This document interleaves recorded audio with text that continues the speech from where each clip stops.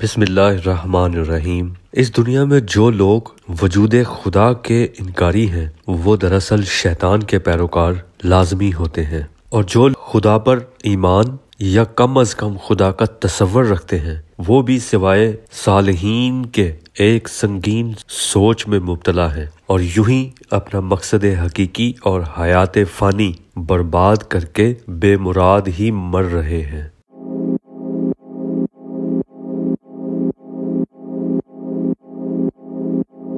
کچھ لوگوں کا، خاص طور پر مسلمانوں کا ماننا ہے کہ شیطان کے آگے ہم بے بس ہیں، چاہ کر بھی اس کی بھرپور مخالفت نہیں کر سکتے۔ ایک حد تک یہ بات درست بھی ہے، کیونکہ انسان اپنے باطن کو کامل پاک اور شیطان کی آفتوں سے مکمل محفوظ نہیں کر سکتا، کیونکہ قرآن مبین کے مطابق یہ اختیار مالک حقیقی کے پاس ہے، اور یہ بات جان کر انسان نے یہ جواز خود سے ہی گڑھ لیا ہے کہ وہ شیطان کی مخالفت نہیں کر سکتا، اس کی آفتوں سے نجات نہیں پا سکتا، کیونکہ اللہ پاک نے اسے مہلت اور انسانوں کو ورگلانے کی اجازت دے رکھی ہے۔ اس لیے ہم مجبور ہیں۔ مسلمانوں کی اکثریت یہ کہتی سمجھتی ہے کہ تمام عبادات میں، بالخصوص نماز میں، ادھر ادھر کے خیالوں کا آنا شیطان کی وجہ سے ہے، اس سے نجات نہیں ہو سکتی، اور یہ بڑے بڑے پارساؤں کو بھی آتے ہیں۔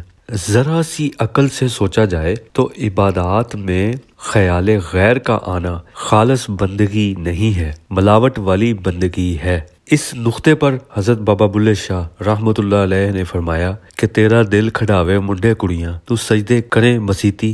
دراصل عبادات میں صرف اللہ پاک کا ہی خیال قائم رہنا حقیقی عبودیت ہے۔ عبادت میں صرف جسم کا حاضر ہونا کافی نہیں ہوتا، بلکہ قلب و روح کا مکمل حاضر ہونا عین بندگی ہے۔ اور اللہ پاک نے انسانوں کو زمین پر بھیج کر یہ واضح بھی کر رکھا ہے کہ شیطان کی ظاہری و باطنی حمایت نہ کرنا، کیونکہ وہ میرا اور تمہارا کھلا دشمن ہے۔ اللہ پاک نے شیطان سے بھی یہ کہہ دیا تھا کہ جو میرے بندے ہوں گے تو ان کو ورگلا نہیں سکے گا، ان پر تیرا اختیار نہیں چلے گا۔ اور قرآن کی اس آیت میں شیطان کا یہ اعتراف بھی موجود ہے کہ وہ اللہ کے مخلصین بندوں کو قابو نہیں کر سکتا۔ پھر بھی اس سوچ کے ساتھ عبادات کرنا یا جینا کہ شیطان نے اللہ پاک سے اجازت لے رکھی ہے اور ہم شیطان کے آگے بے بس ہیں، تو یہ دراصل شیطان کی حمایت کا اعتراف ہے۔ یہی تو مخفی شرک ہے، لا علمی ہے۔ اس طرح تو ہر بندے کے پاس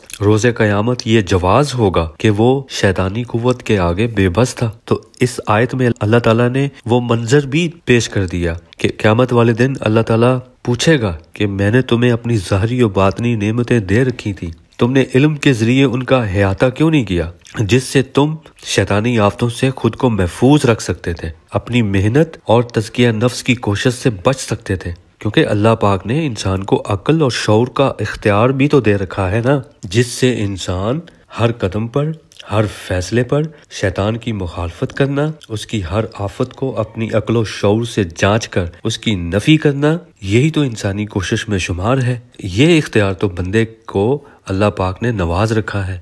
اس آیت میں اللہ پاک نے یہ واضح بھی کر دیا کہ روز محشر کے بندے کی کوشش دیکھی جائے گی اور اس کوشش کا پورا پورا بدلہ دیا جائے گا۔ یہ کوشش کون سی ہے؟ یہ کوشش تزکیہ نفس کی ہے، شیطان کی مخالفت کی ہے۔ یہی کوشش تو بندگی ہے، یہی مقصد حیات ہے، اور آج کا مسلمان اس نقطے کا انحراف کر رہا ہے، جس سے شیطان خوش اور مطمئن ہے جبکہ مالک حقیقی ناراض ہے۔ یاد رکھیں، اللہ پاک انہیں ہی پاک کرتا ہے اور شیطان کے حملوں سے بچنے کی بھلائی اور سمجھ بوجھ عطا کر دیتا ہے، اور ایسوں کا انتخاب بھرپور کوشش کرنے والوں میں سے کیا جاتا ہے۔ شیطان کو ناراض کرنے کی کوشش بھلے ہی کٹھن ہو، لیکن کوشش کرتے رہنا ہی رب کو راضی کرنا ہے، اور اس آیت کے مطابق اللہ پاک اپنی راہ صرف انہیں دکھاتا ہے جو اس کی راہ میں مشقتیں کرتے ہیں۔ اب اللہ پاک انتخاب کرے یا نہ کرے، انسان کے ذمے بس کوشش کرنا ہے، اور شیطان کے خلاف کوشش احکامات الہی کی مکمل تابعداری کا نام ہے۔